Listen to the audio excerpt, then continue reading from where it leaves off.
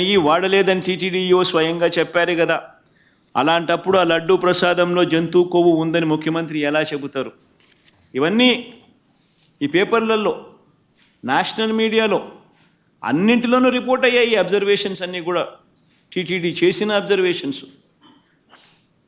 Economic times దగ్గర నుంచి, హిందూ దగ్గర నుంచి, బిజినెస్ స్టాండర్డ్ దగ్గర నుంచి, national TV channels, NDTV, India today దగ్గర నుంచి, times of India, times now దగ్గర నుంచి ప్రతి ఛానల్లోనూ రిపోర్ట్ అయినవి అబ్జర్వేషన్స్. అయినా ఒకసారి మళ్ళీ గుర్తు చేయడం కోసం అని చెప్పి నేను మళ్ళా చెప్తా ఉన్నా. అసలు నెయ్యి వాడనే లేదని టీటీడీఓ స్వయంగా చెప్పారు కదా. అలాంటప్పుడు లడ్డూ ప్రసాదంలో జంతువు కొవ్వు ఉందని ముఖ్యమంత్రి ఎలా చెబుతారు? ఆధారాలు లేకపోయినా రాజ్యాంగ పదవిలో ఉన్న సీఎం మీడియా ముందు అలా ఎలా మాట్లాడతారు? ఒకవైపు విచారణ జరుగుతూ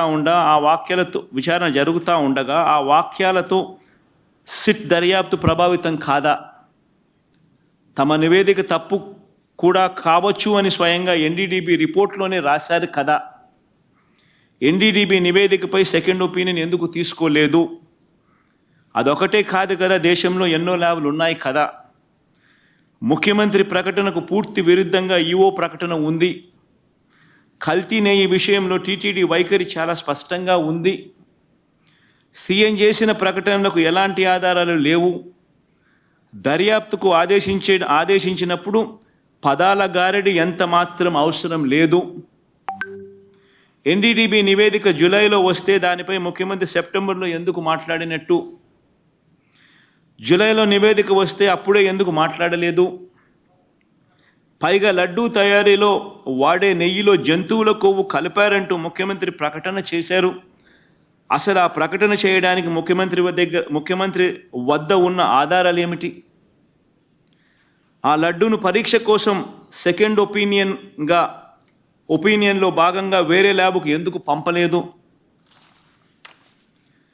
మీడియాతో మాట్లాడడానికి ముందు లడ్డూలను పరీక్షించడం సరైందని సీఎం భావించలేదా?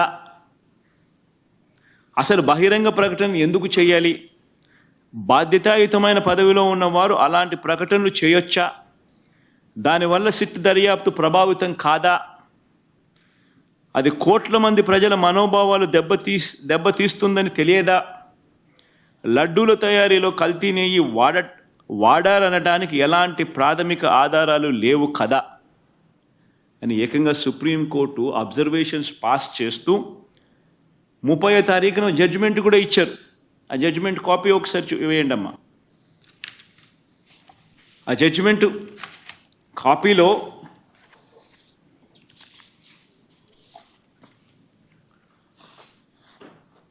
ముప్పయో తారీఖు వచ్చిన జడ్జిమెంట్, కొంచెం పైకి బామ్మా,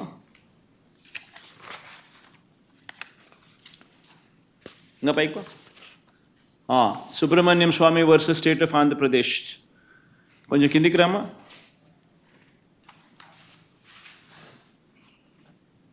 కొంచెం కిందికి రామా. ఇంకా బా కిందికి, కొంచెం కింది బా, ఇంకా బామ్మా, ఇంకా బామ్మా. డేట్ 30వ తారీఖున జడ్జిమెంట్. ఈ జడ్జిమెంట్లో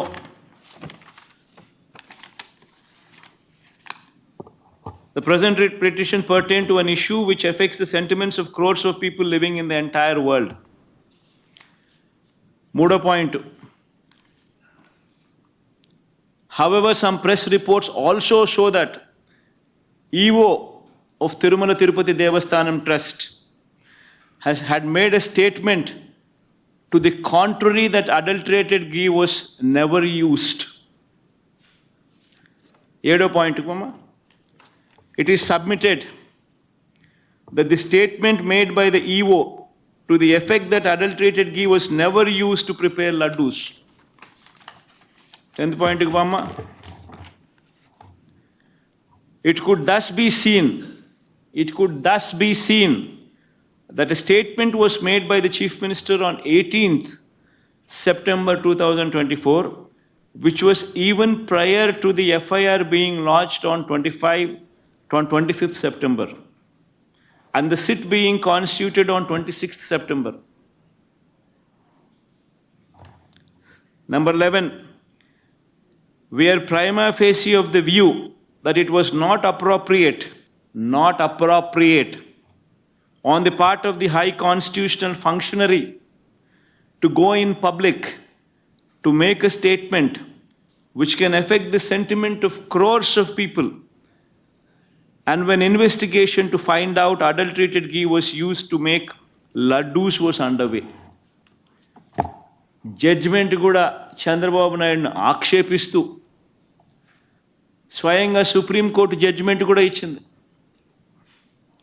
ఓ పక్క మీ ఈవో మీరు చెప్తా ఉన్న దానికి విరుద్ధంగా చెప్తా ఉన్నాడు అని ఒక వైపున అంటూనే, రెండో వైపున ముఖ్యమంత్రిగా ఉన్న వ్యక్తి 18వ తారీఖున సెప్టెంబర్ 18వ తారీఖునే తాను స్టేట్మెంట్ ఇస్తాడు.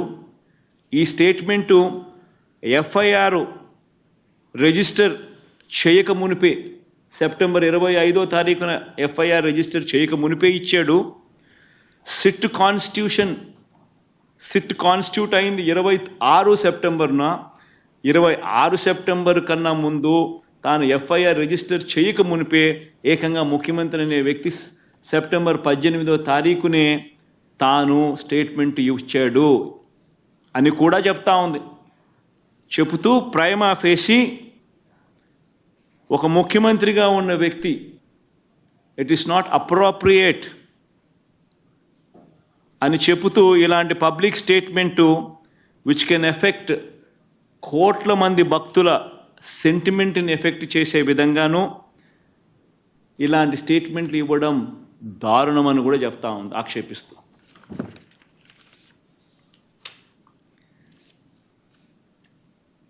ఇలా చంద్రబాబు నాయుడు గారిని అన్ని రకాలుగా ఆక్షేపిస్తూ ఉన్నా కూడా చివరికి ఈరోజు కూడా జంతువుల కొవ్వుతో కల్తీ జరిగిందన్న నెయ్యిని వాడలేదని ఈవో చెప్పారు కదా అని మళ్ళీ ఇవాళ న్యాయస్థానం మళ్ళీ ప్రశ్నించింది. ఇవాళ కూడా ప్రశ్నిస్తూ చంద్రబాబు నాయుడు గారిని ఆక్షేపిస్తూ చంద్రబాబు నాయుడు చేసిన తప్పును ఎత్తి చూపిస్తూ చంద్రబాబు నాయుడు గారు స్వయంగా తాను ఏర్పాటు చేసుకున్న సిట్టును రద్దు చేస్తూ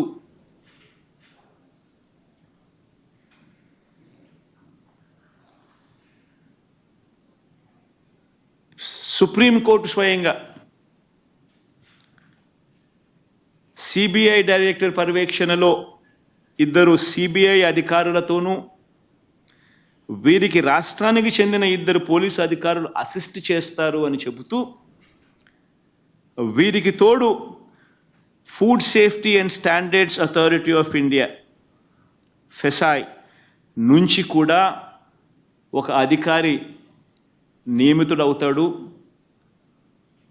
నియమితులై వీళ్ళు లడ్డూకు సంబంధించిన విషయం మీద వీళ్ళు నివేదిక ఇస్తారు అని చెప్పడం జరిగింది. నేను అడుగుతా ఉన్నా, ఇంతగా సుప్రీంకోర్టు ఆక్షేపిస్తే ఇదే పెద్ద మనిషి చంద్రబాబు నాయుడు గారు అనే వ్యక్తికి ఏమాత్రమైనా కూడా దేవుడి మీద భక్తి భయము ఏమాత్రం ఉన్నా కూడా తప్పు చేసినట్టుగా కనిపిస్తూ ఉన్నా కూడా మొట్టమొదటి తాను చేయాల్సింది ప్రజలకు భక్తులకు క్షమాపణ చెప్పడం, తిరుమలలో స్వామివారిని వేడుకోవడం, తప్పు చేశాను స్వామి క్షమించండి అని చెప్పి.